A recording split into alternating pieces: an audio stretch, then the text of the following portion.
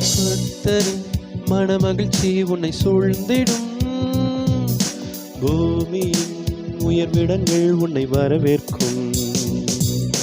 கர்த்தரின் மனமகிழ்ச்சி உன்னை சூழ்ந்திடும். பூமியின் உயர்விடங்கள் உன்னை வரவேற்கும். Praise the Lord. எப்படி இருக்கிறீங்க?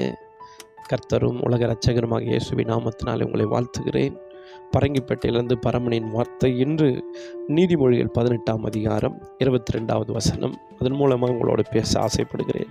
மனைவியை கண்டடைகிறவன் நன்மையானவைகளை கண்டடைகிறான், கர்த்தரால் தயையும் பெற்றுக்கொள்ளுகிறான். திருமணமான அத்தனை பேருடைய மனைவிகளும் உங்களுக்கு நன்மையாக இருக்கிறார்கள். இன்று என் மனைவிக்கு பிறந்த நாள் வாழ்த்துக்களை இதன் மூலமாய் தெரிவித்துக் கொள்கிறேன். இனிய பிறந்த நாள் வாழ்த்துக்கள் அமலா. Love you. கர்த்தர் உன்னை ஆசீர்வதிக்கட்டும். எல்லா விதமான ஆசீர்வாதத்தினாலே நீ நிரம்பி இருக்கும்படியாக வாழ்த்துகிறேன். மனைவியை நேசியுங்கள். தாய்க்கு பின் தாரம், அவள்தான் முதுகெலும்பு. நமக்கு எல்லாம் தன் அவரவருடைய மனைவிதான்.